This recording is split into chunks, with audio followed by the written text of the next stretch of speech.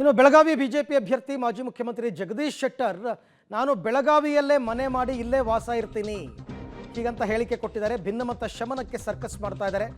ಹೊರಗಿನವರು ನಾನು ಅನ್ನೋದರಲ್ಲಿ ಯಾವುದೇ ಅರ್ಥ ಇಲ್ಲ ಅಂತ ಹೇಳಿದ್ದಾರೆ.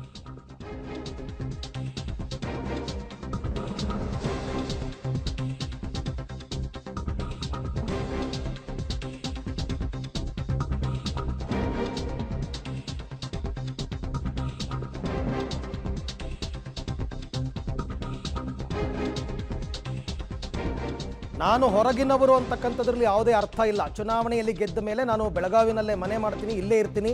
ದಿವಂಗತ ಅಂಗಡಿಯವರು ಏನು ಕೆಲಸ ಮಾಡ್ತಾ ಇದ್ರು ಅದನ್ನು ಮುಂದುವರಿಸ್ಕೊಂಡು ಹೋಗ್ತೀನಿ. ಜೊತೆಗೆ ಕಾಂಗ್ರೆಸ್ ವಿರುದ್ಧನೂ ಕೂಡ ಮಾತನಾಡಿದ್ದಾರೆ. ಭ್ರಷ್ಟಾಚಾರದಲ್ಲಿ ಮುಳುಗೋಗಿದೆ ಆ ಪಕ್ಷ ಅಂತ ಕೂಡ ಕಿಡಿಕಾರಿದ್ದಾರೆ. ಈಗಿನಲ್ಲಿ ನಾನು ಹೇಳ್ತೀನಿ, ನಾನು ಹೊರಗಿನವನಲ್ಲ.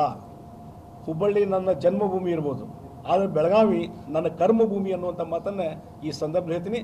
ಮತ್ತು ನಾನು ಒಂದು ಹೇಳ್ತೀನಿ ಇಲ್ಲೇ ಸ್ಪಷ್ಟವಾಗಿ, ಹಿಂದಿನೂ ಸತತವಾಗಿ ಬೆಳಗಾವಿ ಸಂಪರ್ಕ ಇಟ್ಕೊಂಡಿದ್ದೀನಿ, ಮುಂದಿನೂ ಇಟ್ಕೊಂಡಿದ್ದೀನಿ.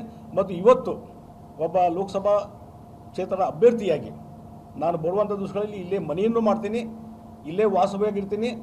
ಮತ್ತು ಒಬ್ಬ ರಾಜ್ಯದಲ್ಲಿರುವಂಥ ಕಾಂಗ್ರೆಸ್ ಸರ್ಕಾರ ಭ್ರಷ್ಟಾಚಾರದಲ್ಲಿ ಮುಳುಗಿ ಹೋಗಿದೆ.